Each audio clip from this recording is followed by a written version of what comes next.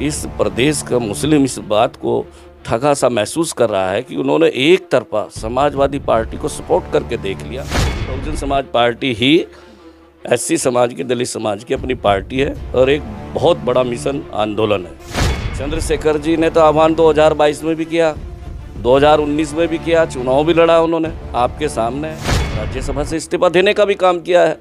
तो इससे बड़े दलित प्रेम क्या हो सकता है? आपके सामने है। पूरे प्रदेश में एक जगह बताइए कहीं जमानत बची क्या उनकी? निश्चित अगर इस प्रदेश में भारतीय जनता पार्टी को कोई हरा सकता है तो बहुजन समाज पार्टी ही हरा सकती है। एक आदिवासी महिला को सपोर्ट किया है, भारतीय जनता पार्टी को नहीं सपोर्ट किया।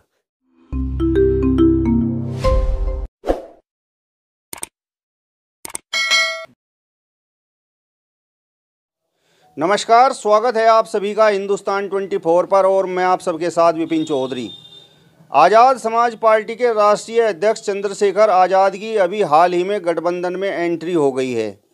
तो ऐसे में सबसे बड़ा सवाल यह उठता है कि क्या आने वाले निकाय चुनाव में और आने वाले लोकसभा चुनाव में बहुजन समाज पार्टी पर इसका कोई प्रभाव पड़ेगा?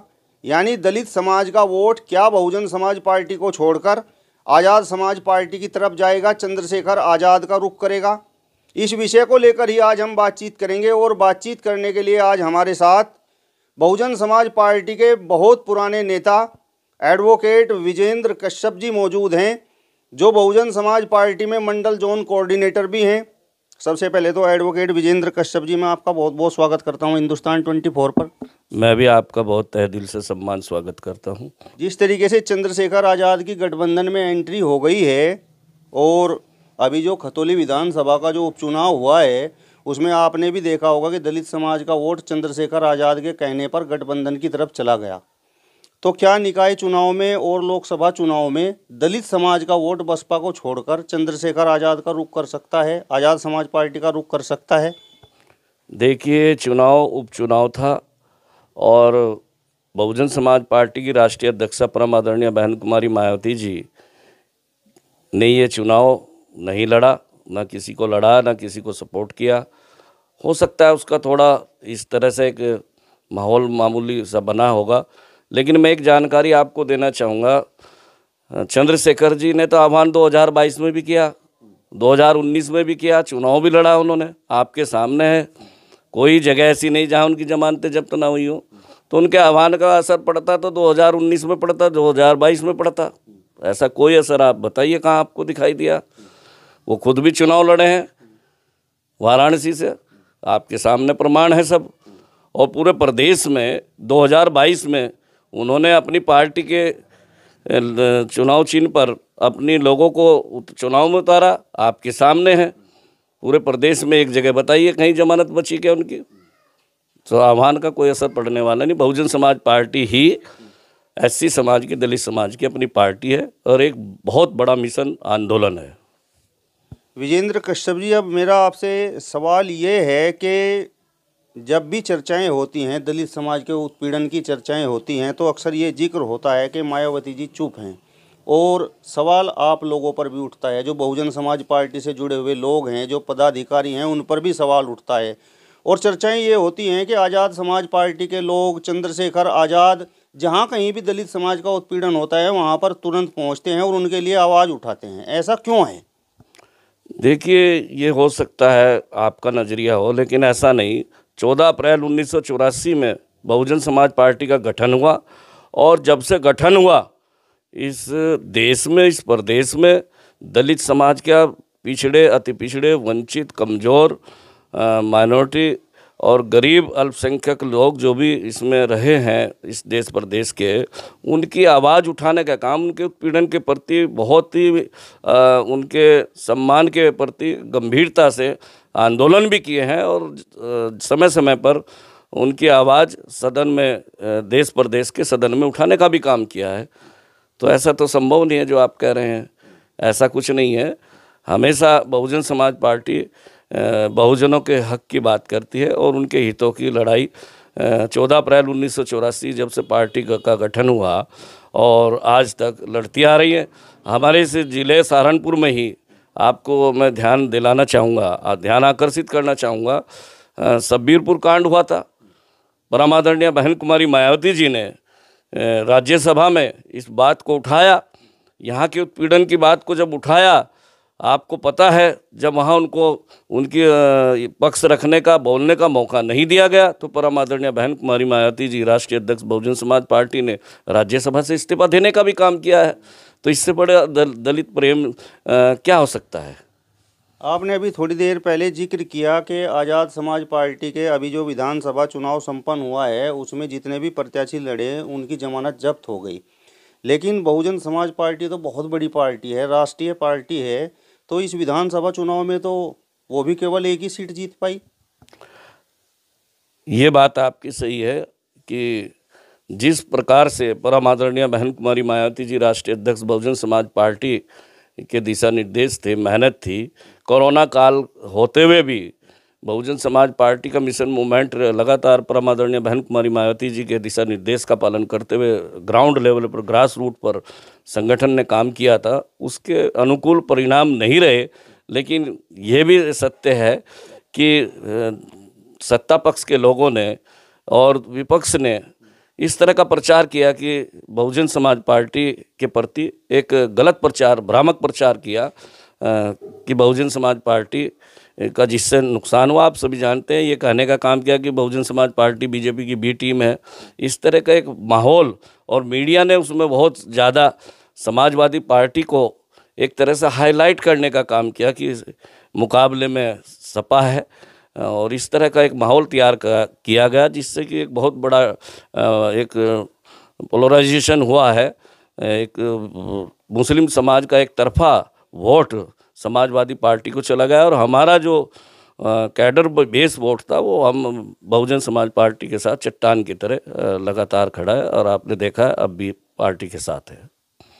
चंद्रशेखर आज़ाद जिस गठबंधन के साथ शामिल हुए हैं उसमें जैन चौधरी भी हैं, अखिलेश यादव भी हैं, यानी कि जाट समाज का वोट भी है, यादव समाज का वोट भी है, मुस्लिम समाज का वोट भी है।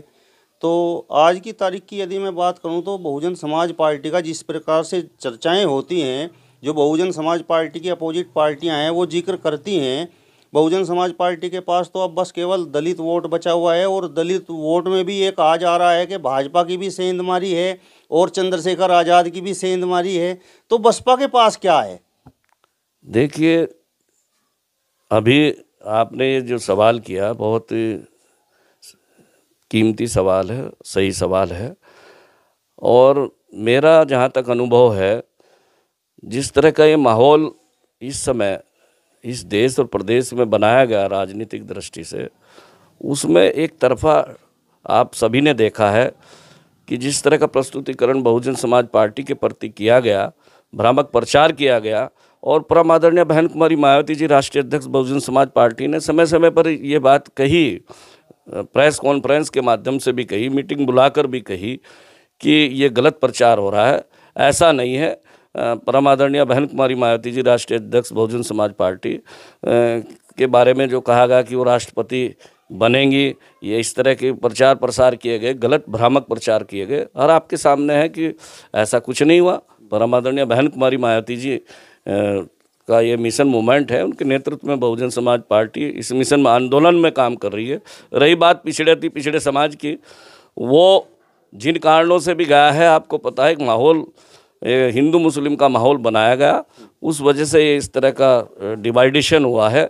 लेकिन 14 अप्रैल 1984 जब बहुजन समाज पार्टी का गठन हुआ और प्रथम बार बहुजन समाज पार्टी की सरकार बनी 1995 में, जब 11 अति पिछड़े समाज के लोग जीत कर गए, 11 लोगों को मिनिस्टर बनाने का काम किया, तो सबसे ज़्यादा प्रतिनिधित्व देने का काम अगर किया है इस देश में तो बहुजन समाज पार्टी ने किया है।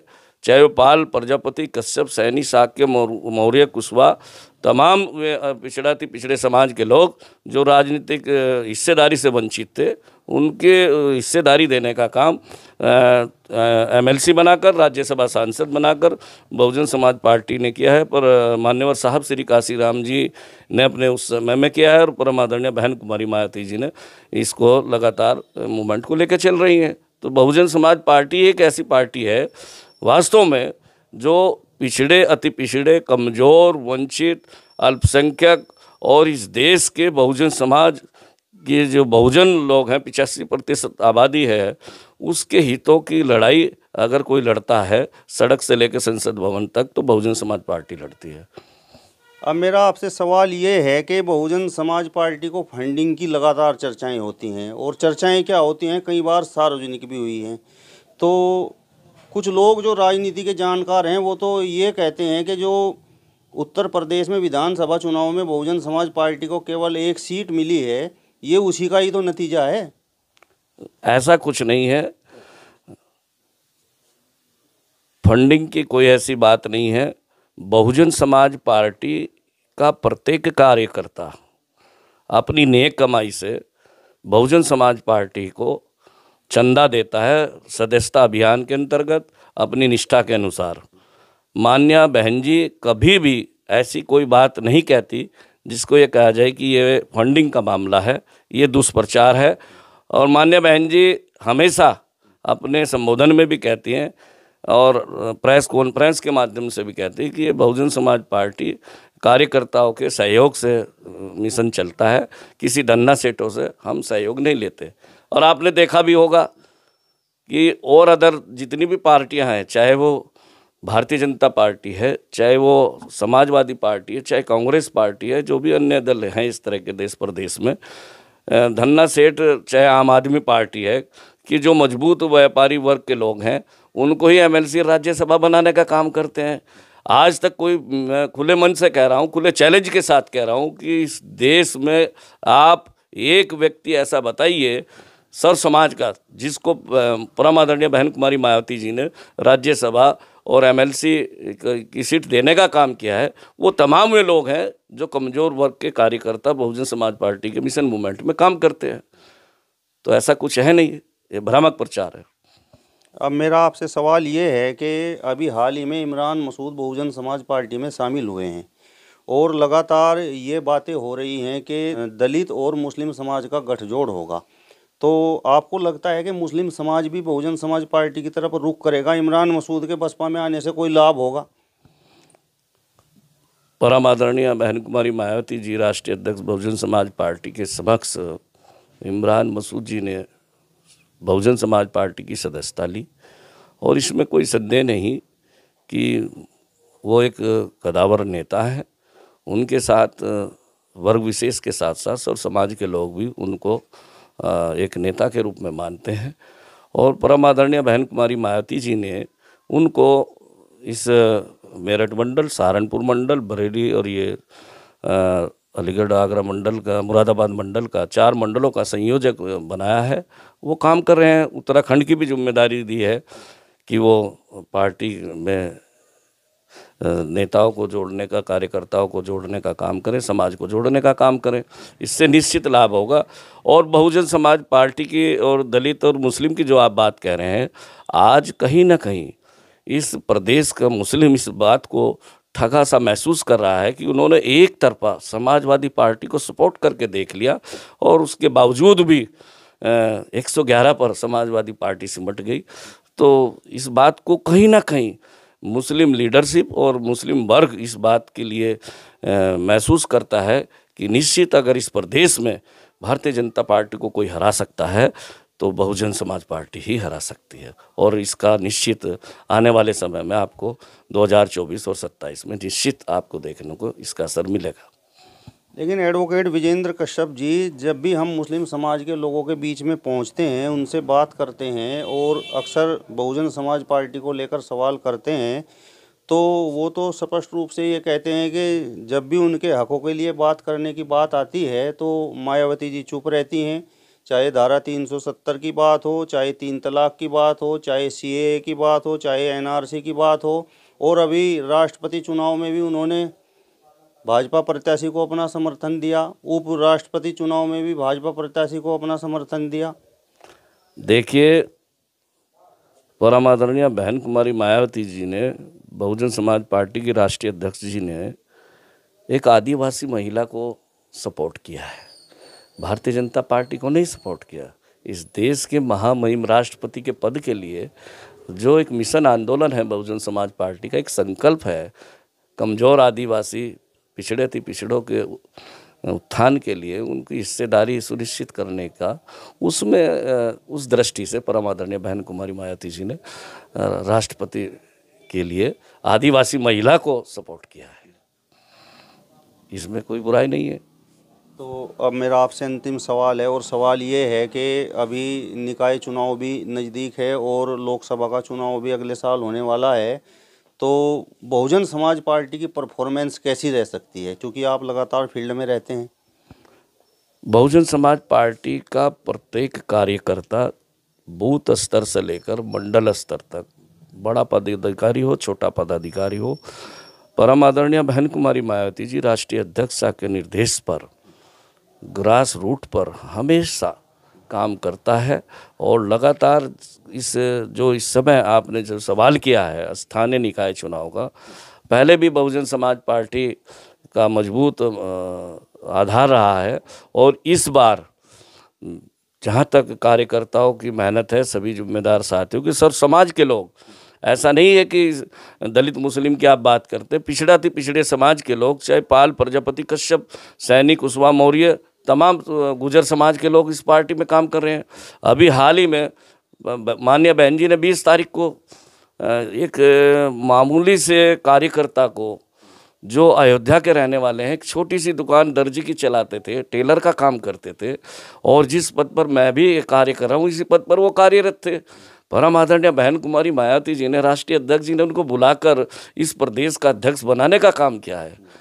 आप बताइए, जो एक पाल समाज के बेटे को, अति पिछड़े समाज के बेटे को इस प्रदेश की कमान परम आदरणीय बहन कुमारी मायावती जी दे रही हैं, और वो भी अयोध्या के रहने वाले को।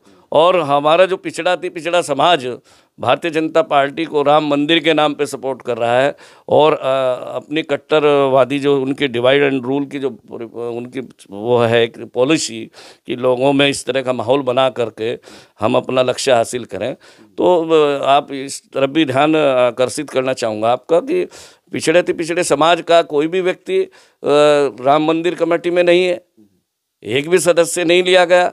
और परम आदरणीय बहन कुमारी मायावती जी को शीश झुकाकर मैं धन्यवाद, अभिनंदन करूँगा, आभार प्रकट करूँगा कि उन्होंने अति पिछड़े समाज के उसी अयोध्या से एक कार्यकर्ता को, मामूली कार्यकर्ता को इस प्रदेश की कमान देने का काम किया। तो ये बहुत बड़ी बात है, जो हित सुरक्षित है पिछड़े अति पिछड़े समाज का, मुस्लिम का, दलित का, तो और गरीब सवर्णों का, तो बहुजन समाज पार्टी से बड़ा कोई प्लेटफार्म नहीं है। चलिए, तो बहुजन समाज पार्टी के बहुत पुराने नेता एडवोकेट विजेंद्र कश्यप जी को आपने सुना, जिन्होंने कहा है कि केवल दलित समाज ही नहीं बल्कि सर्व समाज बहुजन समाज पार्टी के साथ जुड़ा हुआ है, और आने वाले निकाय चुनाव में, लोकसभा चुनाव में बहुजन समाज पार्टी ही भारतीय जनता पार्टी को शिकस्त देने का काम करेगी। फिलहाल इस वीडियो में बस इतना ही। अगली वीडियो में फिर आपसे मुलाकात होगी, तब तक बने रहिए हिंदुस्तान 24 के साथ। नमस्कार।